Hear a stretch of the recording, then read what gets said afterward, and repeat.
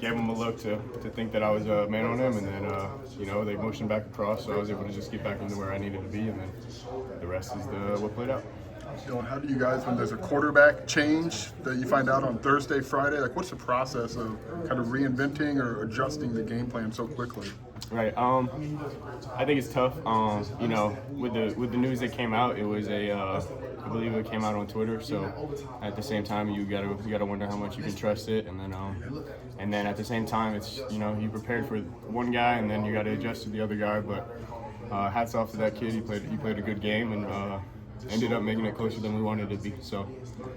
What happened in that second half from your vantage point defensively to allow 46 points and them to move the ball like they did? Right. I think it was a combination of things. I think first half they were in a lot of what we expected, and then in the second half they kind of went into plays that challenged our eyes with a jet sweep pass, counter pop pass. Like they're good scheme plays, but we just got to have our eyes in better places. We got to adjust to them. We got to be ready for them. Coach B said this is the best thing that can happen for you guys. What kind of lessons can you take away from a game that was up and down like that? Right. I think it's a great opportunity to take a lot away, and at the same time, we didn't have to learn it through a loss. I think going into next week, we have a lot to clean up, but we're 5-1 instead of 4-2, and I think we take what we did well, and then we work on what we didn't do well. Was this game personal for Coach B? You felt like in the post-game press conference, he said this is a matchup that had pissed him off, is what he said. Yeah, I think it was personal for a lot of guys on this team. Last year going into Purdue and losing 44-19, I believe. Yeah, I mean, that leaves a sour taste in your mouth. And obviously, the cannon hasn't been in champagne in a while. So I think a lot of guys took it personally. I don't think it was just a head coach thing. And we found a way to get it done. Kind of go ahead, Doug. A little bit different look with the defensive front to start the game. Was that part of the adjustment to the different quarterback, or was that something you guys were scheming for just for Purdue all season long?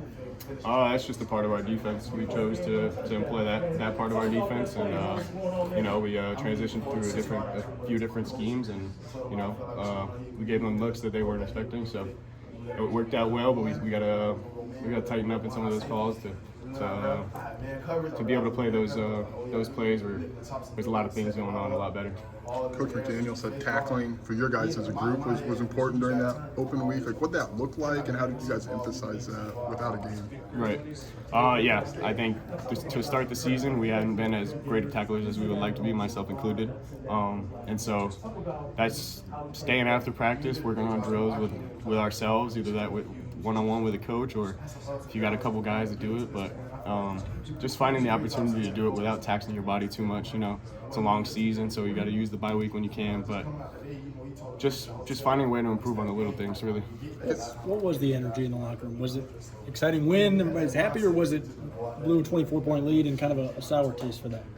Win is a win, so it was exciting at first, but I think everyone knows that didn't have to be that way. And I think everyone is ready to do what they need to do to make sure that that doesn't happen again.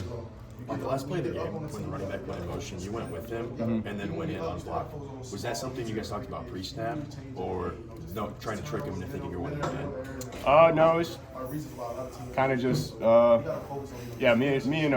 me and Miles talked about it a little bit, but it was just kind of the way it worked out. I saw my opportunity to kind of play with him a little bit, and then he ended up coming back in, which made it even better. So, and I just took off. How important is that with playing a freshman quarterback, or like you said, someone you guys haven't been ready for, as you found out on Friday? Right.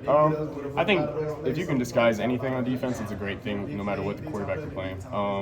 I think some quarterbacks react faster, so that plays well. But yeah, if you can disguise what you're doing, it's a good thing on defense. Different side of the ball, but can you talk to us about Josh and what it means to see him have a performance that he had today? That was awesome. We all know Josh has got it in him, so it's great to see it when it comes to fruition. It's a great running back. He runs hard. He's a big body, and he takes more than one to bring him down. So it was amazing to just see him go out there and do what he did. I know you said it was personal for a lot of you guys, but kind of noticed you guys take on the personality of Coach B in a lot of ways. How did you guys do that with this game in particular? This one was, like I said, a lot of the team experienced what we experienced last year, so we had our own agendas per se, but it was great to get the win, but ready to move on to next week. Coach Beal said this was maybe the best thing for this team. Like, what do you think of that? I see what he's saying.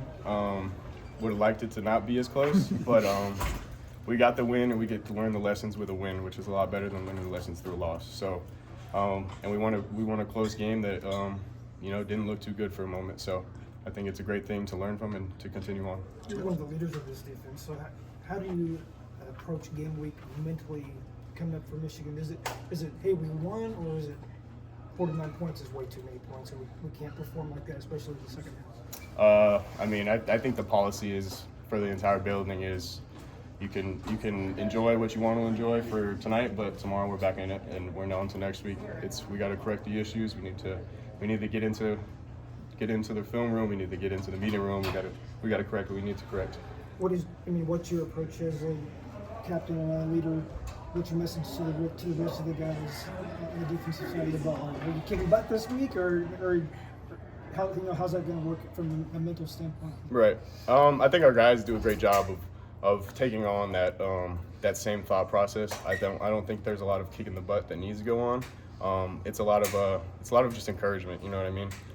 And just reminding the guys that we won, but it didn't have to look like that and shouldn't have looked like that, if I'm being honest. But so going into next week, put some fire under some people's asses and get rolling. Dylan, can you walk a layman through what it's like to have maybe the better part of 12 hours to prepare for what is a triple option offense? Thankfully, we've seen it a couple times this year, but it's tough. We were in some looks that maybe not were the most advantageous for it, but we found a way to get it done, and we need to correct what we need to correct and move to next week. Was this your first 2 walk-off sacks that happened in like a month, or have you had one before that? No, I think those are the first 2, yeah. Overtime too, huh? I was going to ask that. We haven't seen Nebraska flashbacks out there in overtime? Yeah, after I got the sack, I definitely did think about it, but other than that, I was just trying to win the game. Is it gratifying to know you stepped up and made a play twice now in overtime when your team maybe needed that to happen? Yeah, it's gratifying, but like I said, I wish it wouldn't have got to that point. So I need to look at myself, figure out what I need to do better so that it doesn't get to that point. What's it like to have an offense that can respond time after time after time like they did in the second half? It's amazing, man. Hats off to the offense entirely. Hats off to Luke for what he did out there. It was just the game that they put on when we were struggling in the second half to just continue to respond to them. It was awesome because they gave us a chance to go out there and win. It wasn't us giving them a chance. They gave us a chance. You guys thought they would go for 2 on that in overtime? I was thinking they were going to go for 2, yes. I don't know if we really talked about it. I'm sure the coaches were aware of it as well, but yeah. When you